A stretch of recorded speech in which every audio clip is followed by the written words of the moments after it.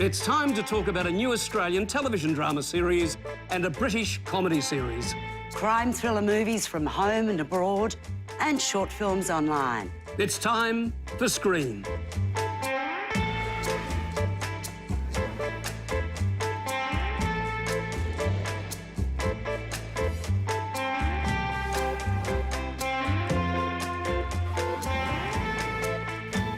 On Screen, we talk to award-winning director Tony Ayres about his crime thriller, Cut Snake.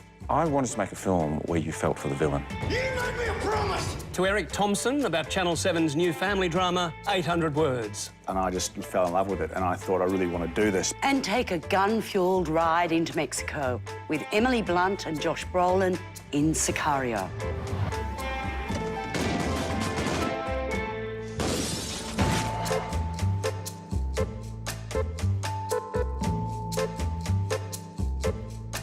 Hi, Tegan. Now, as always, I'm looking forward to the Screen content you'll track down for us on the web. I found an amazing short film online with Jude Law. I think you're really going to like it. Sounds good, Tegan. But first, let's kick off with a television series set in New Zealand. It's 800 Words, starring Eric Thompson of Packed to the Rafters fame. And as you'd expect from a Trans-Tasman co-production, a range of excellent New Zealand actors.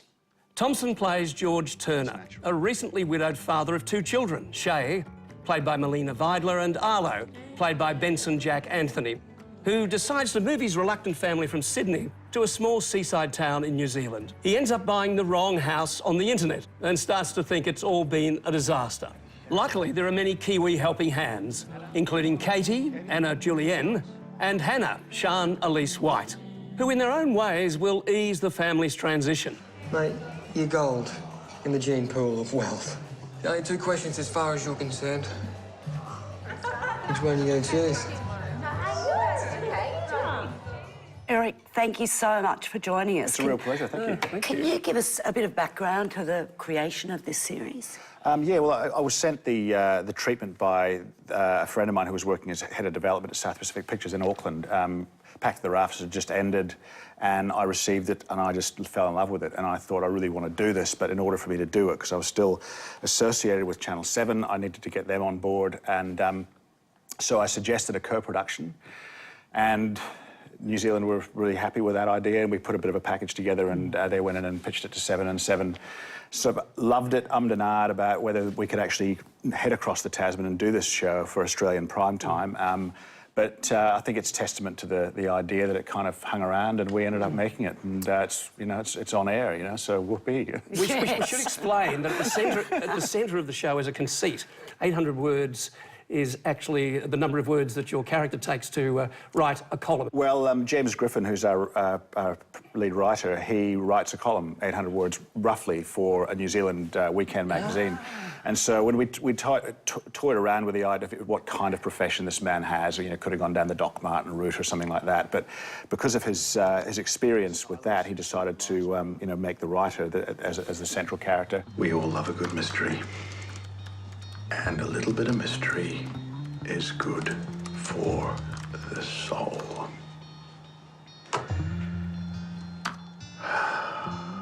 It starts with, a downhill bang, really, doesn't it, the series? Yeah. It's just one disaster after the next. I was kind of reading it and going, can we go that far? But I think it's one of those gags that, because it just plays out, eventually what else can go wrong? So the slate is wiped clean, and, it's about rebuilding, it's about starting again.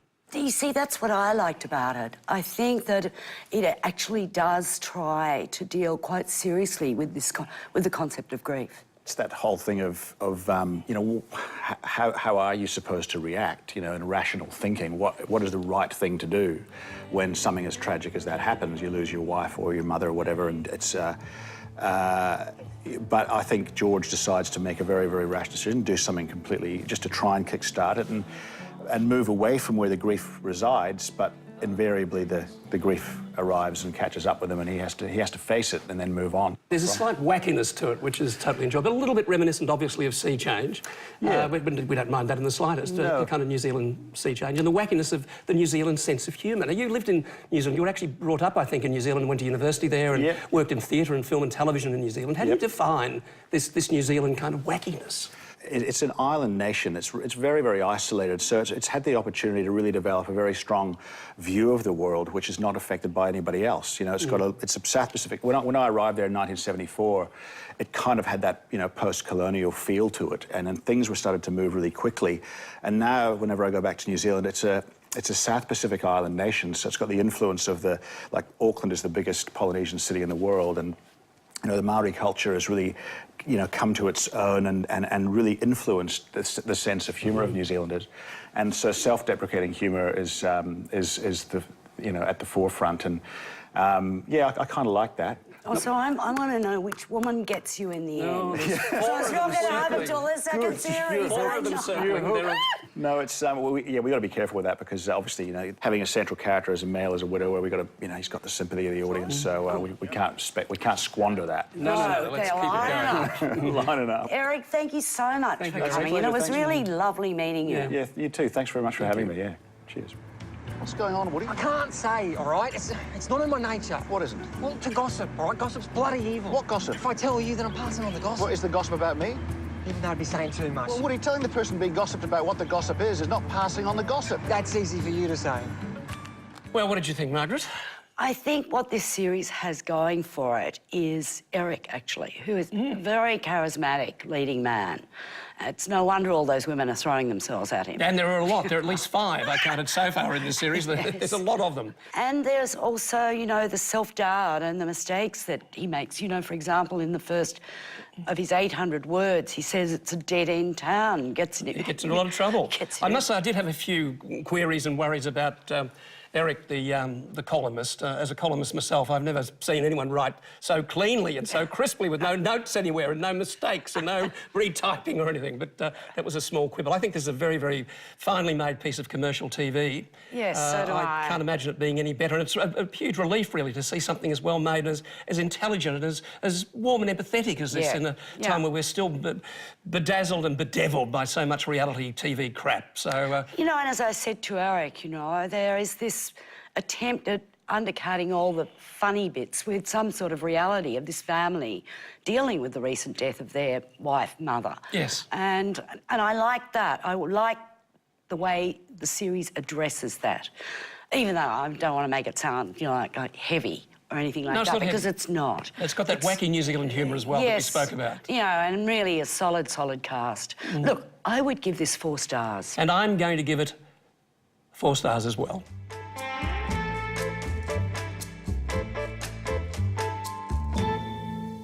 Now, there's a feature film debut by young writer-director Mariel Heller that's been getting some very positive press overseas. Set in 1976 San Francisco, The Diary of a Teenage Girl recounts the coming-of-age adventures of Minnie Goetz, played by Belle Powley, after she begins a complex love affair with the boyfriend of her mother, Kristen Wiig. He's played by Alexander Skarsgård. It feels so good to imagine that he might be thinking about me.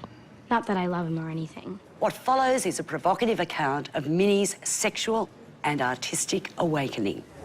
I get distracted sometimes, overwhelmed by my all-consuming thoughts about sex and men. I always want to be touched. Well, this is a morally complex movie, to say the least. It's often uncomfortably close to the bone, but it's also bawdy and funny and I think quite incredibly beautifully put together by this young director. Somebody wants me. Somebody wants to have sex with me. Yeah, and Belle Powley is the perfect casting for a nymphette. Well, yes. I mean, she's incredible. I also was really impressed by Alexander Skarsgård, who's got a very unsympathetic role to play because he is, you know, sleeping with his girlfriend's 15-year-old daughter. Very morally uncomfortable, to say the least, for the actor as well as for the audience. But he actually gets away with it, and you end up feeling sorry for him. Doesn't it take you back, though, to the 70s, Mo? There were times when it was all about sex, drugs and rock and roll, but there were nights when you couldn't get any. They're really good at it, and that's true in this film as well. But look, you know, I mean, it's freewheeling 70s days, but it's more than that. There's a lovely honesty about the evolution of this character, Minnie. And it's beautifully put together. There's some superb photography by, I think it's Brandon Trost, the DOP, who really gets that sort of San Francisco feel, the lights in the air and the smell of incense everywhere. I mean, it's even there in the look of it, you can smell the incense and the patchouli oil everywhere. And she is an animator, and so animation is used within the frame in the film. It's very interesting, isn't it, the way that works? It's lovely. It's really lovely. Look, I'm giving this 4 stars. Well, Margaret, I'm giving it 4 too. I am. I love this film. I thought it was terrific. I really loved good. it too. 4.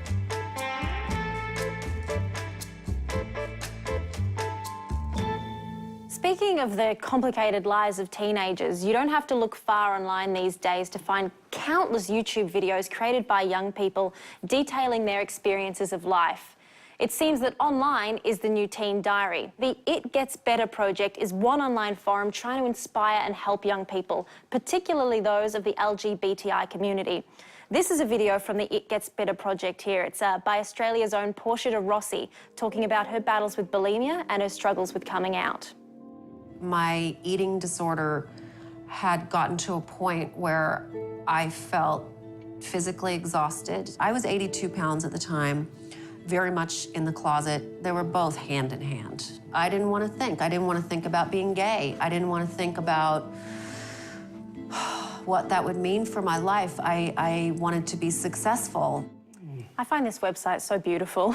And so that's beautifully shot and lit too, isn't it? Well, that's the thing. They're good quality videos. Like, the content is actually of a very high quality, but I just think that it's so important, and they're... Yeah, what a role model she is. Absolutely. I mean, Barack Obama has a video on that website, and it's incredible. You feel so inspired, and there is so much negativity online. It's nice to see that it's outweighed. Yes, at exactly. Least trying to. Well, now to Sicario, a dramatic new action film from the award-winning director of the film Prisoners. Sicario means hitman in Mexico, and in this film it's hard to figure out who that actually is when FBI agent Kate Mesa, Emily Blunt, is seconded to a special task force, along with her partner Reggie, Daniel Kaluuya, by Matt Josh Brolin. Do we get an opportunity of the men responsible for today? The men who are really responsible for today. FBI! Their target is a cartel boss in Mexico. Along for the ride is Alejandro Benicio del Toro, a former prosecutor who may or may not have an agenda of his own. Set along and across the US-Mexican border, the film, directed by Denis Villeneuve, explores the moral ambiguities of justice, the law, and revenge. Providing a measure of order that we could control. I'm gonna tell everyone what you did. That would be a major mistake. Oh, wow. People with high blood pressure should avoid this film at all costs. It's an exercise in prolonged tension and creeping dread, like no other film I've ever watched. Yeah, but do you know what I thought? It was gasp-making, the visuals in this film. Oh, yes. The aerial shots he gets and the POV shots from cars, from planes. And they're extraordinary. And in Mexico, following that travelcade of cars, from the air, that's a bit car mean, sick, actually. How did he do that? Well, that was Roger Deakins, I think, who was the DOP, cinematographer. and, yeah, he's wonderful. It's a remarkable piece of work from him. You know, the character of Matt, played by Josh Brolin, is, you know, in some situations he's laughing at stuff that is so awful, but it's almost like he's become inured. I think Benicio del Toro gives the performance of his life. It is so underplayed, and he's wonderful, and he's morally complex too. And she's us. She's going into this world going, what the hell is happening here? Yes. You know, why am I here? And to a certain extent, I found that. I thought, what's going on here? But in fact, I'm living through her character in Well, she's film. trying to bring the rule of law and the judiciary to these anarchic goings-on. They're so anarchic, at times it's like a horror movie. I was totally wowed by this film, and I'm giving it 4.5 stars. I'm giving it 4.5 too. It was terrific. Copycat.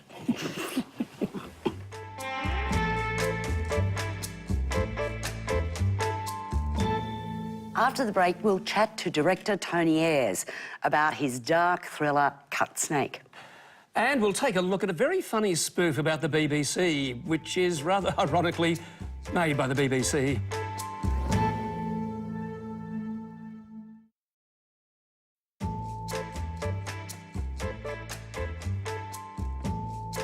Welcome back. Now, before we move on to a new British comedy and talk with film director Tony Ayres, let's have a quick look at his new crime thriller. Set in Melbourne in the 1970s, Cut Snake follows the tense relationship between Pommy, an ex-con played by Sullivan Stapleton, as he tries to reconnect with former cellmate Sparrow, Alex Russell, and his new girlfriend Paula, played by Jessica De Gaulle. Your own house. This is my mate from Sydney.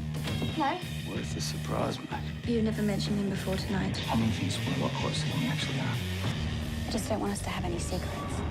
As Pommy becomes increasingly involved in the couple's lives, it becomes frighteningly clear how difficult it will be for Sparrow to put his past behind him, and just how dangerous his old prison mate can be. I'm clean now. I want you gone. You can try young Sparrow. He says I owe him from prison days. How much do you owe him? It's not money. He wants me to go back to the way I was.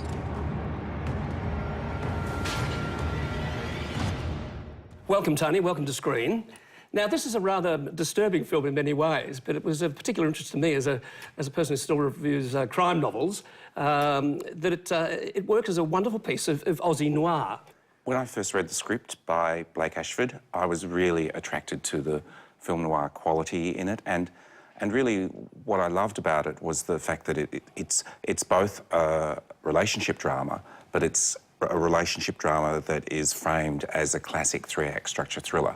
And when we made it, we really decided to try to emphasise the noirish aspects of it, the way we filmed it, the kind of use of contrast and the use of shadow and silhouette. Yes, well, that's very kind of effective in the terms of the cinematography, but there's also this great noir theme of fate. That here are two men bound together by fate, and we know early on that something's going to happen. There's the ticking clock element to it as well. That this is going to explode, this relationship, but we have no idea that it will explode the way it does.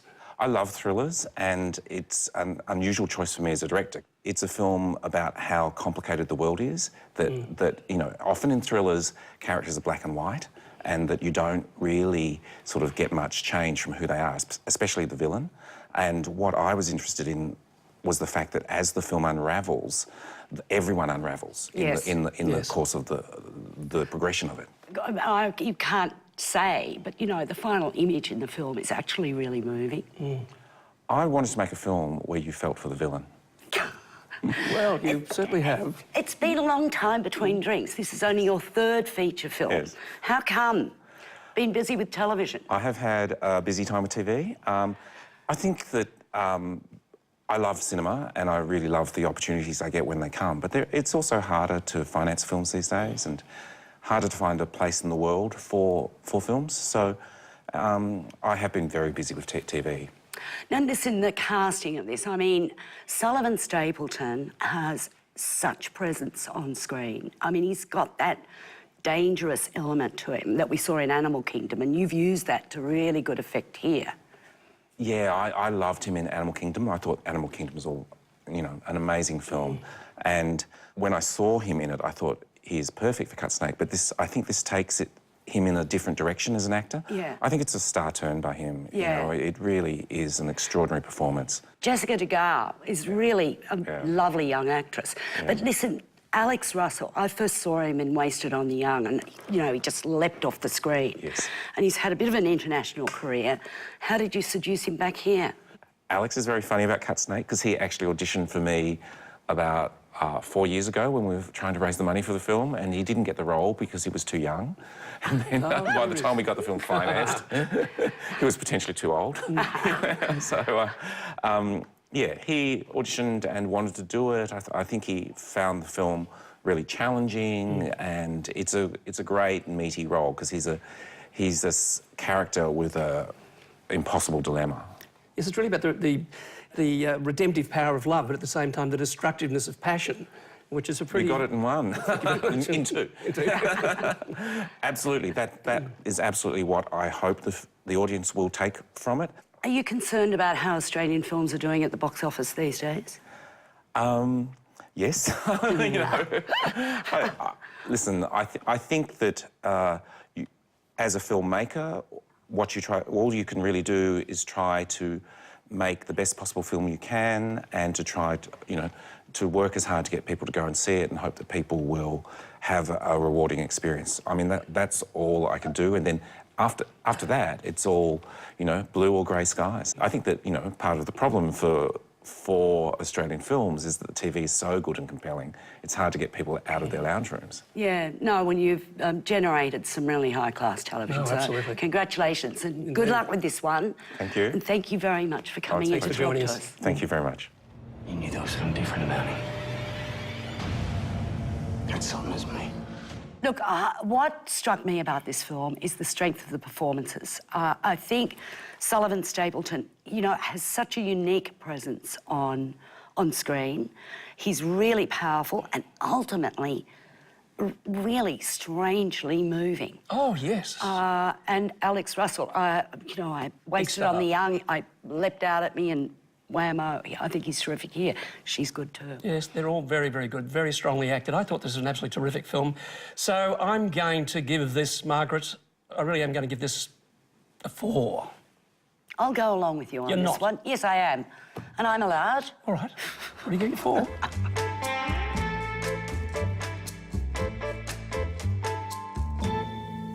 Australian television has Utopia, a satire we featured a couple of weeks ago. And now from Britain comes W1A, a satirical look at the BBC. They've appointed a head of values, someone whose job it is to discover the purpose of the organisation. And welcome to the first ever Way Ahead Task Force group. Yay! I suppose I could say, really, welcome to the future. Amen. Amen. His name is Ian Fletcher, played by Hugh Bonneville, who was the lead character in the series 2012 about the running of the London Olympic Games. And he's moved on from that to his big new job at the BBC. I'm sorry, this is wrong. We need to talk about this. Got a paradigm. Got to shift it, Ian. No, you're not actually listening. OK, I totally am listening. What it is you guys are not saying the right stuff. Brand guru Siobhan Sharp, played by Jessica Hines, is also back as Ian's deluded offsider. The thing with the BBC is it's like, in branding terms, it's really boring. Like, it's politics, questions, investigations, Malala, whatever. But any thoughts Ian has of being able to influence and shape one of the great British institutions are quickly shattered. Interestingly, the show is actually shot at the BBC's London headquarters. 11 years in development, I give you Syncopatico. Fucking hell. I mean, really, it portrays the BBC as a whole organisation of incompetence. And I love the fact that you get to look inside the place. That was pretty fascinating to see how it is. Yeah. It's all hot desking everywhere. No one's got a place to sit, and you know, it's... he's having a bit of a hard time finding, you know, even a seat, let alone an office. But they're all so good at playing these characters. It's so well written. And who hasn't worked in a television station without wanting to portray all the craziness, the madness, the deadlines, the characters in it? And I think they've done this to perfection. I adore this series. I don't agree, really. I thought it wasn't particularly satirical. Possibly because it was produced by the BBC. It was all pretty received, I thought, in the satirical department. I thought it works very cleverly, though, as a workplace comedy. You get all the usual things that we like in workplace comedies, the wrong people being promoted and all the flirtations around the water cooler and all the rest of it. I suppose it is a little bit Office-like, isn't it? It's very like The Office, and again, without the sharp, almost callousness of the Office. I thought it was a bit bland at times.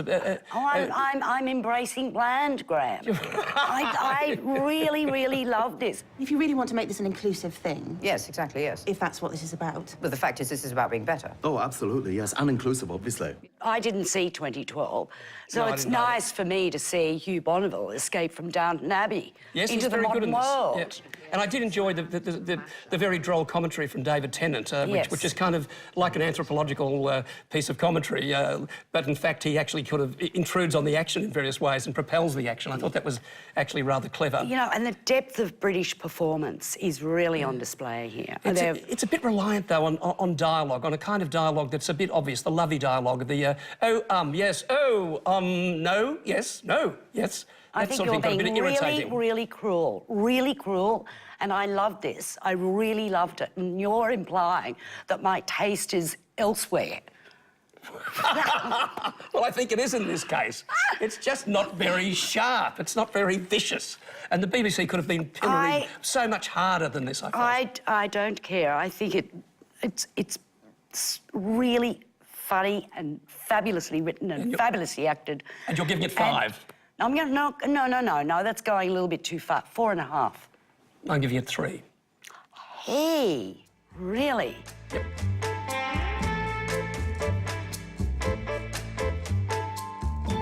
Now, Tegan, you surprise us every week with the wonderful videos and clips that you find on the net. What have you got for us? This one is really good. Actually, I think I've got a new favourite. But I should just say that I'm spending a lot of time online now, and I find it fascinating how often I see boring content, or content that's just not great, going viral, while on the other hand, these absolute gems can remain relatively hidden.